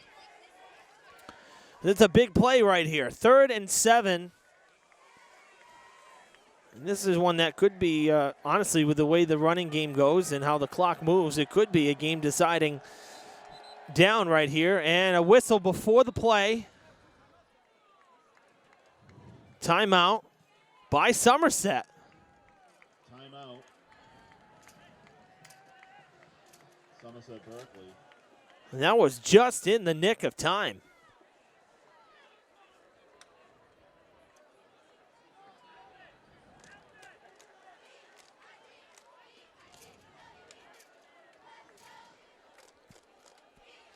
They got an unguarded guy down this way, and that's why Coach calling timeout. Oh, man, Alvin Ditt just noticed the receiver sneaking in. That was Robert Shaker.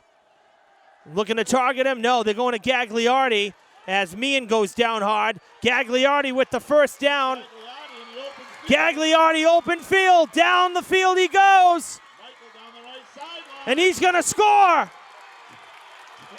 Touchdown, Somerset-Berkley Raiders. Where are the flags for the Hilltoppers? I'll tell you. Got a player down. That's Ditt, the quarterback. There is a flag on the play. All kinds of chaos on that play. Horrible. How do you miss that ball? How do you miss that clip? Should be a personal foul and a flag. Ditt is down, and Somerset has the lead with 5:32 to play.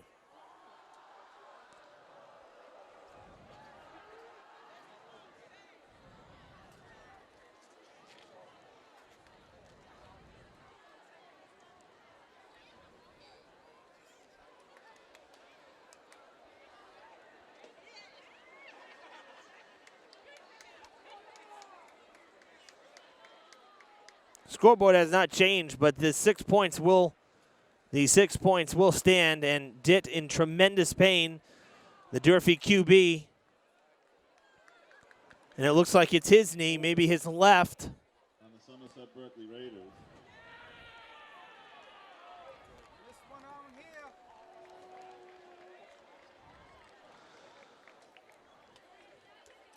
Somerset-Berkley on their 25. So the touchdown does not stand. There was a hold, but the thing is, the hold doesn't really mean much. It's the personal foul they missed back here on the other side of the field. The good news for Durfee is that it keeps Somerset off the board, but hard to argue when your QB is down in pain after a 50-yard gain for Somerset. Unfortunately, too, that's the danger of having guys play both sides of the ball, and particularly your quarterback. I mean, these things happen especially when you're playing defense. You have to be physical. And Ditt wasn't really set to begin with because after the double timeout from Coach Freitas, he snuck Shaker in as a receiver. And luckily for the Hilltoppers, even they were able to mix that up because they ended up covering him quickly.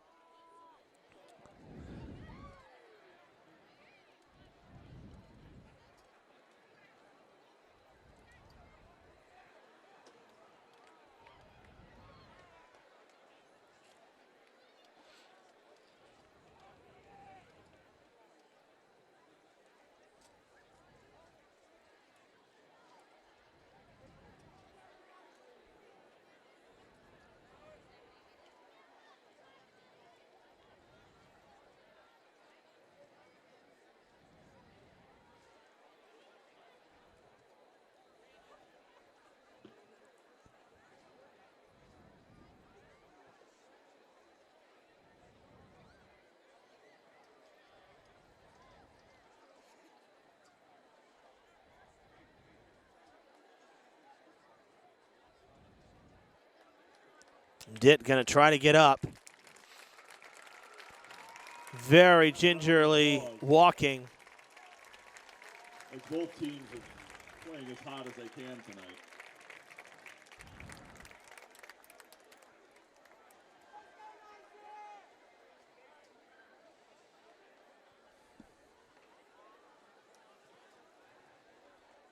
So we have 1st and 10 at the Durfee Hilltop at 25.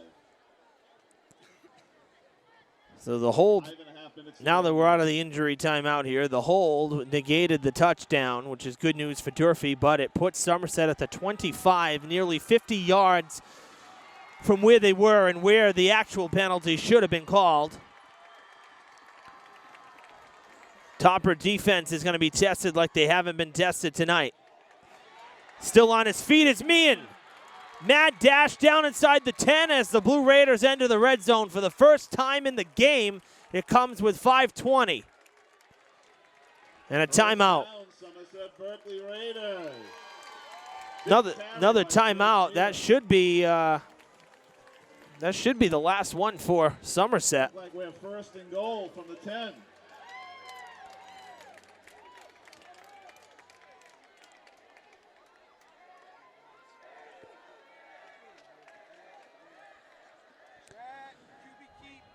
Meehan.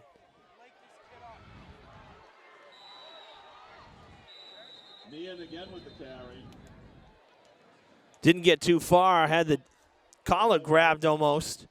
Saw the jersey getting tugged around.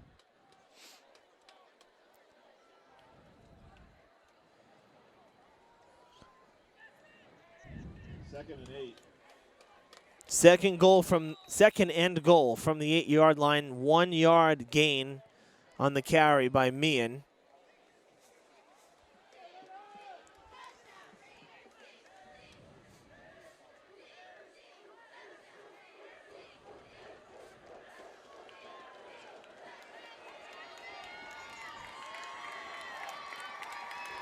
Second and goal.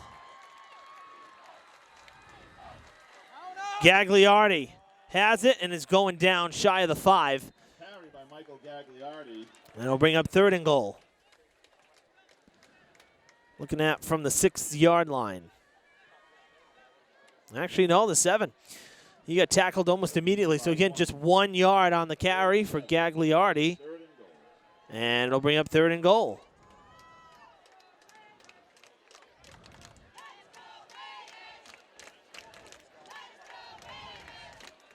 Guess who just jogged in like nothing happened? Alvin Ditt back into the game. Ready to tackle someone. 3rd and goal. Meehan. Is he in? It looks like he is. It's very close. Meehan with the carry.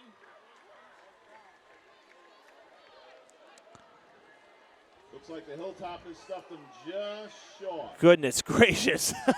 This is incredible. 4th and goal from the 1.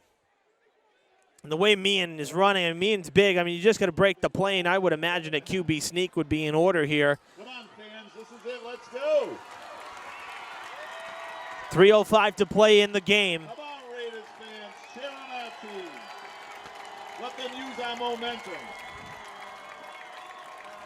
Louder. Louder. Gonna punch it in, and there is the first score of the game, and it comes with 2:48 to play in regulation. Jake Meehan with the carry. Meehan plugs it in from a yard out. Up the middle. 6-0 Somerset. 6-0 lead. With 2.5 minutes to go. Yeah, it's a tough one for the Hilltoppers to swallow. They felt they got robbed on a non-call back here at the Somerset 35, 30-yard line. Instead, it ended up being a mad dash for Gagliardi and a penalty down the other end of the field that still gave them 50 yards basically at the end of the run. And that's what set up this go-ahead touchdown after the game had been scoreless for almost the entire regulation period, almost all 4 quarters. And a flag. Looks like a false start here. penalty on the 2-point conversion.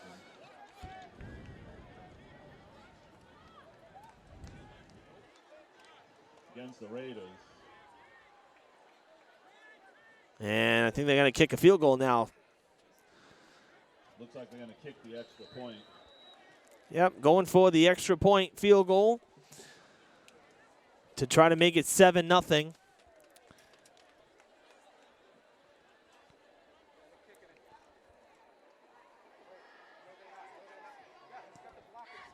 Brandon Medeiros doing the kicking.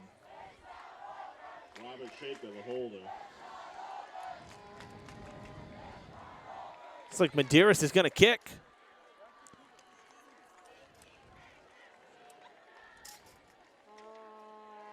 How about a block? Pick it up. It's a live ball. Dit. Face mask! Will you wake up? Jesus Christ!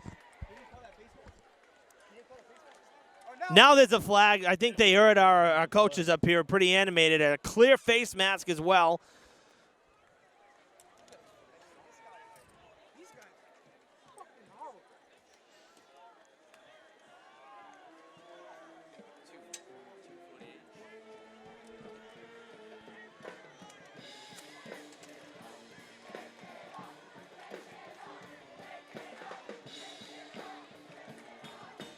The good news for Durfee is it's 6-0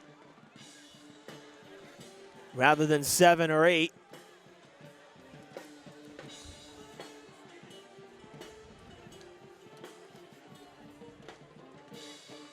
Flag was picked up. No call yet as to why it was thrown.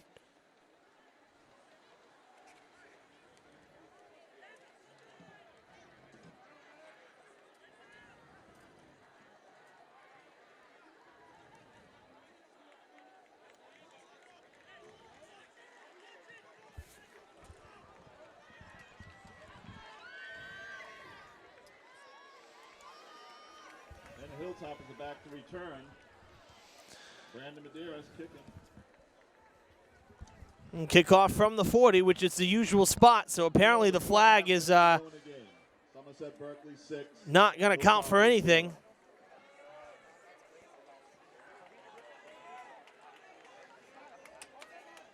Coach Taylor Brown talking to the official on the far side of the field. Tell you, you're not going to cry over spilled milk. This has been a great football game, but our officials in the second half in particular have missed quite a few calls that would favor the road team. Let me be clear about that. Concepcion with it. Full steam ahead of the far side. Going to try to cut back in. That's a good run back for Concepcion. Going to hold the ball down at the 40-yard line. That's a great return for Eli Concepcion. And now the Somerset coaches barking on the other side of the field. They got nothing to complain about.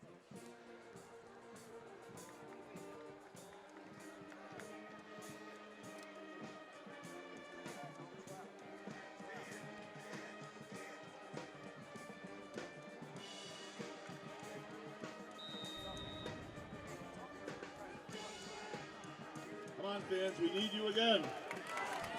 Hilltoppers with 2:38 to work with. 1st and 10 from their own 41 after a great return from Concepcion. Roque is back in, cuts across, still on his feet, and he dives down at the 48-yard line. Be 3 yards shy of the first. That was a good dash for for Eric.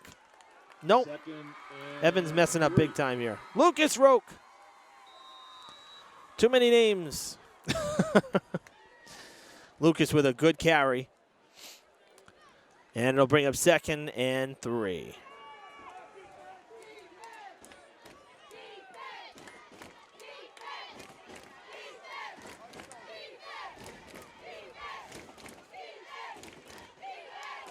Concepcion cuts back around. Going end around. Another face mask. And a flag on the backside here. Number 32, Michael Gagliardi.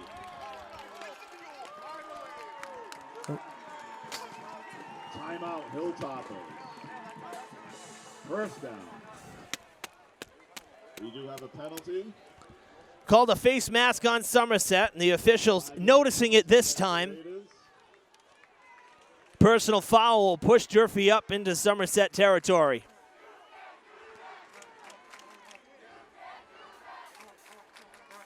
It's easy to get on the officials when, we got such a good vantage point, but I mean, really, the calls have been very skewed in the second half in particular.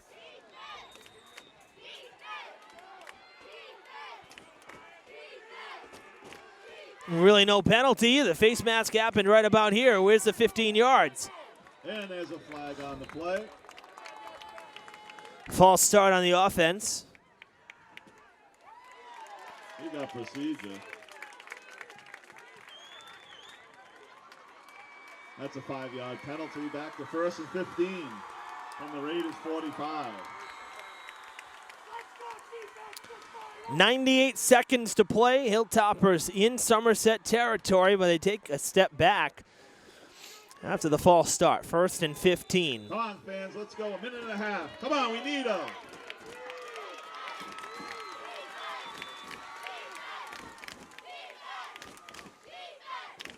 Now we got a timeout.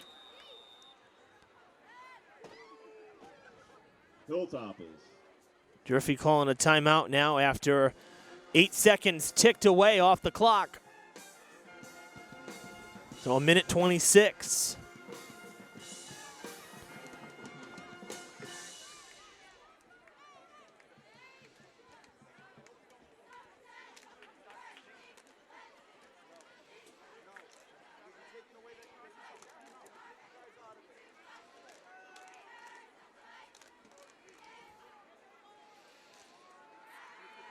I can't hear you.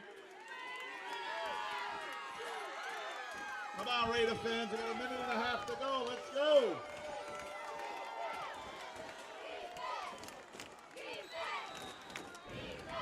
First and 15. We'll end around going nowhere. Play by number 44, Bryce Garrettson. Bryce Garrettson with a huge play on what the Hilltoppers were trying to do, which was a reverse, and it does not pay off at all. Durfee back in their own territory, and they're going to be looking at 2nd and 21. Loss of 10. With 1:09 to play. Another timeout.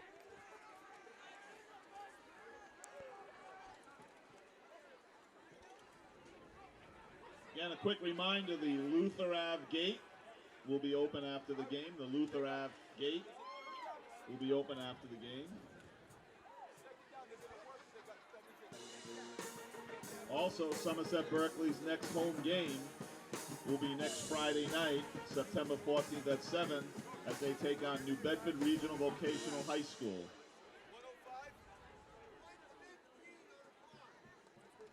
.1:15 on the clock. That's the official time. Thank you, Mr. Ashley. And the Hilltoppers gain 6 seconds.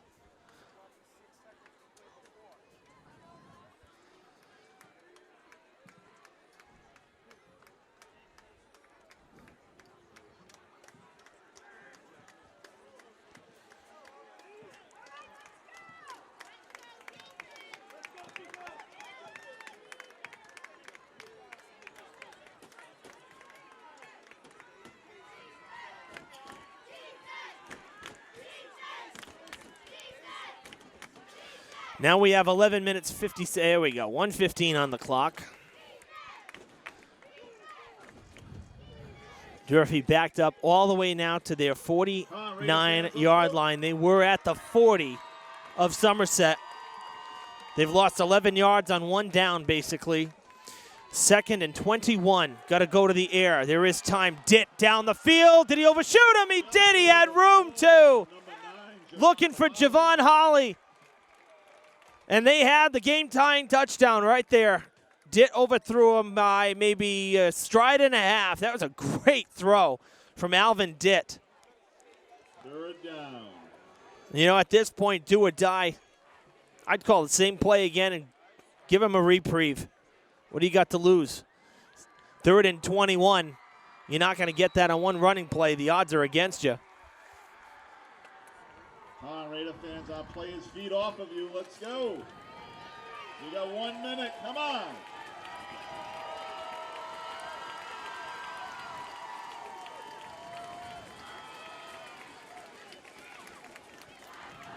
Stepping back to pass again. Ditt gonna run it. Throwing on the run. He's being held. It's picked off. There was pass interference on the back side of that play as well. And no call once again by the officials. At the minimum, should have been a hold.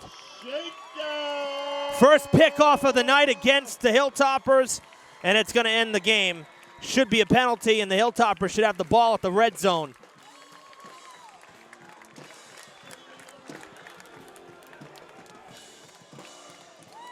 Like to know what our men in pinstripe have been watching over the last 11 minutes. You have a player that's getting slowed up trying to receive the ball because he's being grabbed. That's interference and a hold. Instead, Somerset's going to walk away the heroes tonight with a late touchdown in the fourth quarter and a 6-0 score. 56 seconds to play. After the pick, highly doubt Durfee will see the ball again.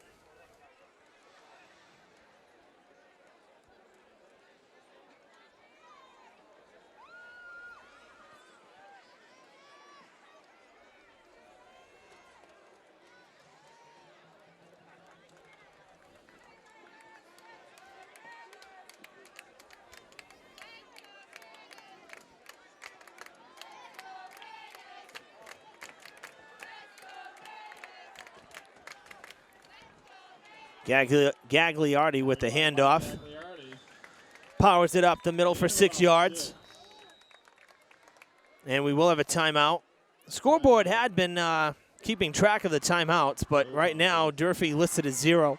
And they've been listed as 0 timeouts for a while. So not quite sure how many the teams have left. It's a full team timeout.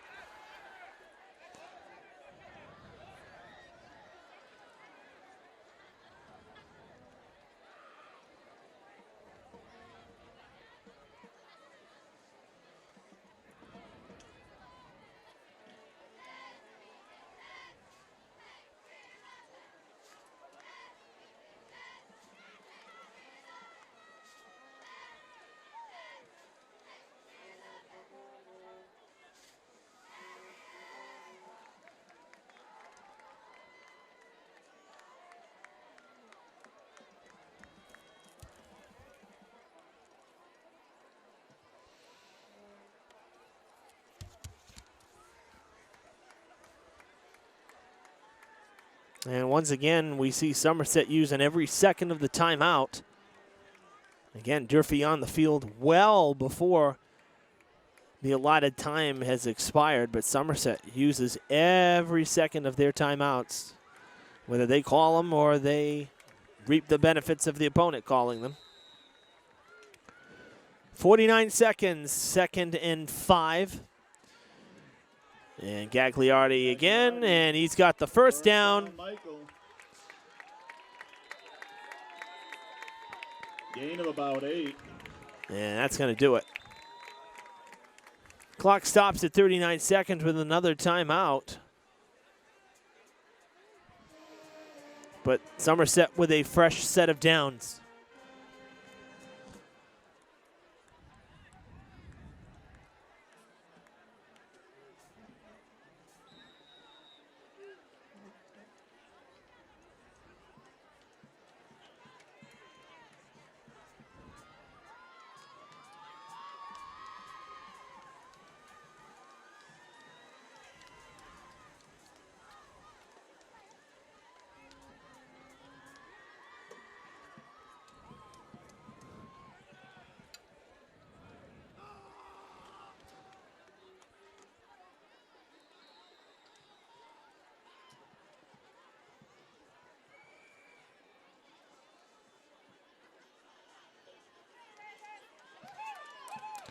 Knee formation, victory formation. Clock is still not moving. Not sure why. Who's running the clock? Now it's moving. And that's game. Hilltoppers out of timeouts. All right. Great game by both teams played tonight. Somerset pouring the Gatorade on like they just won the Super Bowl. It's great to celebrate an opening night win, but certainly wasn't a blowout, that's for sure. This was a great game. 6-0 the score. Hilltoppers on the short end of the stick, and particularly with the officiating. Both teams played a great game, but there were some calls missed, more than a few, by the officials that you can say had an impact on the game. That's the bottom line. Yes, we say before the games that, you know, calls are made in good faith by the officials, and you have to stand by what's called on the field. Certainly you do, and it's easy to criticize when you're up here on the press box with the best view in the house. But I'll tell you, there were plenty of calls that did not go Durfee's way or did not get called at all. And we see that sometimes, and sure, it's frustrating, but it's just the way it goes. Fact of the matter is, when it costs you a victory or a chance to, at the very least, tie up the ball game, it's a little more than frustrating when you're the player on the field or the coach on the field who's losing out on that call. Nonetheless, what did we learn from tonight? Number one, Somerset's offense is obviously not as potent as everyone was making them out to be. I think they definitely are missing guys like Chase Stafford and Freilich, their running back, who both graduated last year. What else did we learn? We learned that this Hilltopper team has a lot of grit and a lot of fight, and looked very similar to last year at Thanksgiving, despite what Coach said in the in his opening soundbite that this is a different team. It certainly is. The fact that they competed tonight the way they did, though, against Somerset, guys getting injured, leaving the game at DIT, one of them, for example, he didn't look like he was coming back, and he did. This team outperformed, I think, many's expectations. No, they didn't score, but you held Somerset to just the 6 points, and you held them scoreless really for, say, 40 minutes of play out of the 44 that you play. Actually, it was a little more than that. So I have to tell you, I'm thoroughly impressed by the coaching and the preparation of the players for this opening night game. This was no blowout. This was no embarrassment. We've seen some opening night games that the Hilltoppers have played that weren't pretty. We'll leave it at that. Tonight's game was a really solid football game, and hats off to them because they really left it all out on the field. So next up for Durfee, they head out on the road to Taunton, then to Wellesley. Then they finally come home at the end of September. They will host Dartmouth. Always a tough game. That'll be the next time you see the Durfee Hilltoppers here on Fred TV. Next week, weather permitting, we will have football from Diamond Regional as West Bridgewater comes to Fall River to face off against the Bengals. Till then, Evan Massoud signing off from Somerset-Berkley. So long, till next time.